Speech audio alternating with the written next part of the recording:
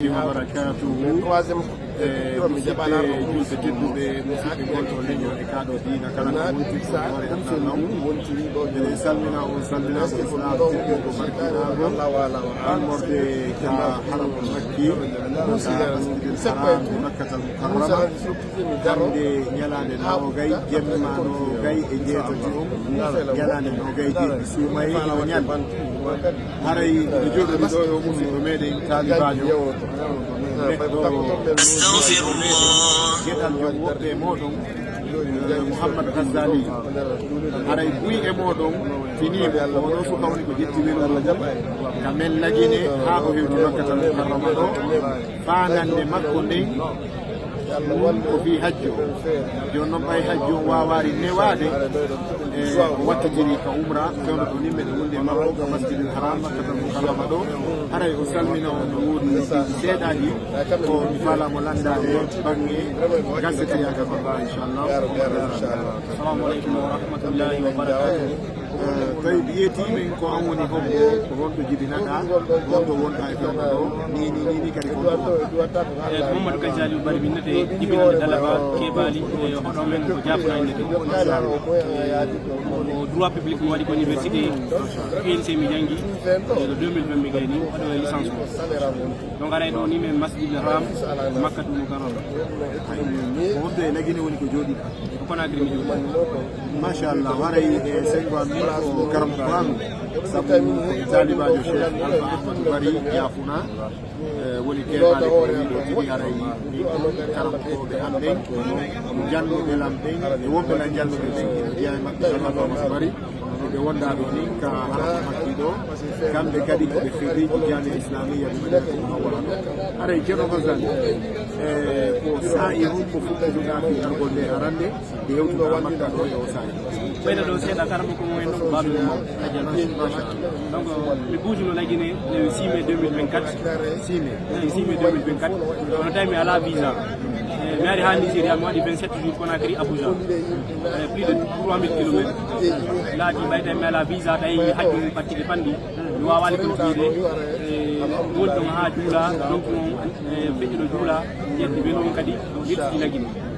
donc ɓayde ko wayno moɓɓen ko argol hajju mum ɓay laataki min joni yiiɗe maɓɓe mi yettiti alhamdulillah mi yiiɗi donc kadi woni ɗon 1 mois après retour mi artu e Côte d'Ivoire yiɗugol e julɓe lagine ɓen laara julɗe wonɗo suude saudi gano to hankkeno François Kamanou so walla elam fi visa o laati mi ardi ɗon kadi velo Conakry Yamoussoukro mi yiiɗi ɓe accueillan très bien joueur ɓe ɓen mi yiltiti Conakry woni 1 mois au mois d'octobre 2024 mi bouge lagine le 5 octobre mi ari Abidjan mi woni ha le 22 novembre mi continue voyage o vélo mi ari Ghana Togo Benin Nigéria kono Nigéria ɗon tawi min ɗi komin kon ko laawol tawi mi wawata continuer de vélo ay premier voyage on ɗo wopanno ko Allah waɗi Allah dandi donc mi yewti Abuja le 18 décembre 2024 mi woni ɗon ha le 2 janvier 2025 mi ƴetti vol mi ari Égypte cippi Cairo le 3 février le 3 janvier plutôt mi woni ɗo 2 semaines Cairo mi ƴetti vélo on kadi mi continue lawol Saudi ga tawi noon ɗan doit parcourir ɗon gayata 522 kilomètres ha Égypte mari wi ɗon ɗo ko suuɗi neteɗo Sampaga ɓe mari ɗon ko jano bateau je way ɗon ara Saudi ga donc tawi komi yeɓɓi ko aɗo laa ɗon ƴetta bateau naata Saudi mi bouge premier jour on mi waɗi 116 kilos deuxiéme jour on mi fokkiri ɗum police o nanguiran ko laawol ɓe landilam mi expliqué avec preuve kamɓe tigi ɓe wallitinam ɓe ƴetti ɗon ko yahata 9 pick-up maɓɓe ɓe wallilan chaque barrage komi yewti ara ɓe préparé pick-up ɓe soodi ɓe ɗiɗo ɓe ɗowtilan ha mi yewti komi fokkiti o ɗon ɓe wallitilam moƴƴa mi woni ko vilɗon ha meɓi visa umra police ɓen ka ɗowtilan ko koor kono finalement ɓe nimi wata ardugol Saudi ga visa umra mi haɗa ko bateau donc finalement mi yettiti kadi Caire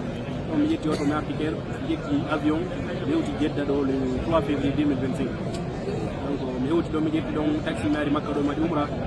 mi ƴetti vélo an on kadi mi yettiti Jeddah mi yiiɗi e consulat la Guinée on mi expliquani ɓe ardo an ɗum ɓe ɗoɗi ɗon direct liggi islamique on ɓe inni ɓe wallilan ɓe laara si ɓe ƴettelan guide ko programme hajji laara fino laato donc mi wi ɗon mi yeeyi kadi Riyad mi yaha toujours vélo on mi yiiɗoy e ambassade ɗon en noon kadi hakkillam moƴƴa ɓe inni kamɓe kadi wallita ɗo fi ɗo programme o hajji o laatora donc haray en quelque sorte noon mi ardi ɗi résumugo ɓeydago muɗuman machallah haray en toriki allahu tabaraka wa taala allah yo yeesoɓe ɓen ka dina ɗum woni ministére d' affaires religieuses on ligue islamique national on yo allahu tabaraka wa taala newnu ɓe hunnana eɗen felliti noon eɗen tamƴini inchallah ɓe daranto ɗum ɗo saabu ko yimɓe diina ko yimɓe faamu ko yimɓe considiruɓe probléme ji ɓiɓɓe lagine ɓe eɗen felliti inchallah ɓe daranto ɓe ɗo golle e surtout ɓe tawi ɓe gayni informade minen kadi min ɓeydi ɓe torade minen kadi min wattidike e maɗa yoɓe wallito fino ɗum laatoro ƴetteɗa ka guiɗɓe inchallah fi hajju 2025 inchallah yo allah tawtodiri ga kadi jaam ceerno Gazali e nder laawol ngol a hewtuno ka musidɓe meɗen guinéenɓe ma fulɓe ka woni e nder ko ko arɗa ɗo jama musidɓe men ɓe wallit ɗum la moƴƴa komi hari ha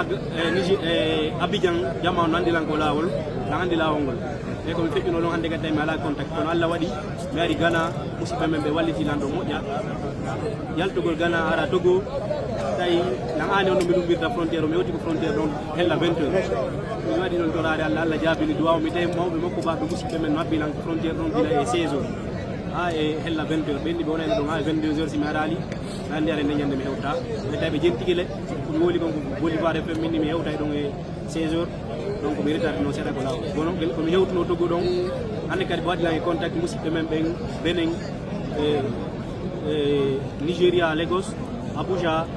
Ibadan grande ville ɗi fof hannde kadi komi hewti o ɓeta musidɓe men ɓen no habbilan ɓe accueillan très bien ɓe wallitorolan kadi argent de poche mi continue voyage o alhamdulillah ɓe jarama ɓe fof e maɓɓe yo allah lontinka ɓe ƴetti ɗon yo allah yoɓɓe ko moƴƴi e jokki amin ko ɗum kadi tijjano kadi sengo yimɓe meɗen ɓen anditangol haɗen ɗum tiggiɗo ene ka sengo dogingol vélo mi hoore mum sattede nden ko ha honto woni e mum vélo on sipani jiɗi ɓurnolan soñude ko lawol alhamdoulillahi ko sipani mi watta surtout deuxiéme voyage on ɗo tawi ko vélo ronkuɗo mi jogui Nigéria tawi ɓe marɗo région pelle ɗen duuɗi vélo on tawi boni wonde mi poussenomo guila bimbi ha kekkil alhamdoulillahi on di wawi continuide ñande go mi yeehi ha bene tuufi sen daƴi même jour kono mi puusi mi wakkili ɗon Allah waɗi on di hewtiga ɓaya hewti makkatal mukarrama ɗo so andema nde sowɗande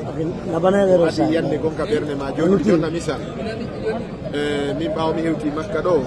arande an lawol ɗo ɓaw mi natiri babul umra ɗo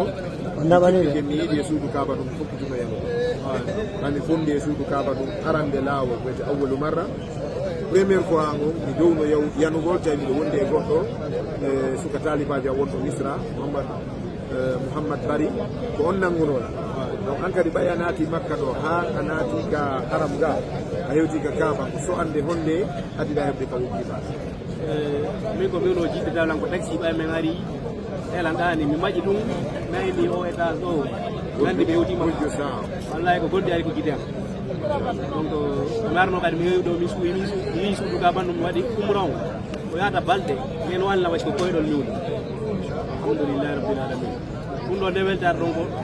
ɓurta ɗum ɗo wo ko si ɗe on dimmayi naati aljanna firdaus yo allah newnu ɗum ɗon kadi inchallah yo allah jaaɓu umra on o winda baraji e sattede yaadu mum o yoɓa wakkilare nden o waɗa joɗɗiɗingal janna jawle ko ñamuɗa e muɗum wallitinoma fof yo allah lumti waɗa kam misanol hasanat haray minen min jarnima ɓe weltanike ma min fewtini oɗo maaku sukaɓe guinéenɓe ɓen sukaɓe africain ɓe ɓen sukaɓe julɓe ɓen sukaɓe fulɓe ɓen hara yoɓe tasɗo ɗum no moƴƴa mo ɓe holla soɓe